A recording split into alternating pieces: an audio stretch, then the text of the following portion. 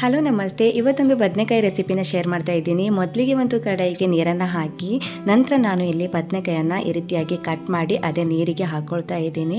ಎಲ್ಲವನ್ನು ಕಟ್ ಮಾಡಿದ ನಂತರ ಇಲ್ಲಿ ಒಂದು ಈರುಳ್ಳಿ, ಒಂದು ಟೊಮೆಟೊವನ್ನು ಕಟ್ ಮಾಡಿ ಹಾಗೆ ಬೆಳ್ಳುಳ್ಳಿ ಕೂಡ ಜಜ್ಜಿ ಒಂದು ಕಡಾಯಿಗೆ ಎಣ್ಣೆ, ಬೆಳ್ಳುಳ್ಳಿ, ಈರುಳ್ಳಿ, ಟೊಮೆಟೊವನ್ನು ಹಾಕಿ ಫ್ರೈ ಮಾಡಿ ಸ್ವಲ್ಪ ಕಾಯಿ ತುರಿ, ಹಳದಿ ಪೌಡರ್ ಜೊತೆಗೆ ಜೀರಿಗೆ, ಕೊತ್ತಂಬರಿ ಬೀಜ, ಒಣಮೆಣಸು ಹಾಕಿ ಚೆನ್ನಾಗಿ ಫ್ರೈ ಮಾಡಿ ಒಂದು ಹಸಿಮೆಣಸು ಕೂಡ ಹಾಕಿದರೆ ಟೇಸ್ಟ್ ಚೆನ್ನಾಗಿರುತ್ತೆ. ಇವಾಗ ನಾನು ಅದನ್ನು ತಣ್ಣಗಾಗಲು ಬಿಡ್ತೀನಿ. ನಂತರ ಅದನ್ನು ಗ್ರೈಂಡ್ ಮಾಡ್ಕೋಬೇಕು. ಹಾಗೆ ಬದನೆಕಾಯಿ ಕೂಡ ಎತ್ತಿಟ್ಟು ನಂತರ ಸ್ವಲ್ಪ ಎಣ್ಣೆಯನ್ನು ಸೇರಿಸಿ ಬದನೆಕಾಯಿಯನ್ನು ಫ್ರೈ ಮಾಡ್ಕೋಬೇಕು. ಸ್ವಲ್ಪ ನೀರು ಸಿಡಿಯುತ್ತೆ, ಸ್ವಲ್ಪ ಜಾಗ್ರತೆಯಿಂದ ಮಾಡ್ಕೋಬೇಕಾಗತ್ತೆ. ಸೊ ಫ್ರೈ ಮಾಡಿದ ಬದನೆಕಾಯಿಯನ್ನು ತೆಗೆದು ಅದೇ ಕಡೆಗೆ ಮಸಾಲವನ್ನು ಹಾಕಿ ಸ್ವಲ್ಪ ಫ್ರೈ ಮಾಡಿ ನಂತರ ಫ್ರೈ ಮಾಡಿರುವಂಥ ಬದನೆಕಾಯಿಯನ್ನು ಹಾಕಿ ಸ್ವಲ್ಪ ಉಪ್ಪನ್ನು ಸೇರಿಸಿ ಮಿಕ್ಸ್ ಮಾಡಿ ಬೇಕಾದಷ್ಟು ನೀರನ್ನು ಸೇರಿಸಿ ಕುದಿಸ್ಕೊಂಡ್ರೆ ಕೊನೆಗೆ ಕಸೂರಿ ಕೊತ್ತಂಬರಿ ಸೊಪ್ಪನ್ನು ಹಾಕಿದರೆ ಬದನೆಕಾಯಿ ರೆಸಿಪಿ ರೆಡಿ ಆಗುತ್ತೆ. ಇಷ್ಟ ಆದರೆ please like, share and comment. Bye bye.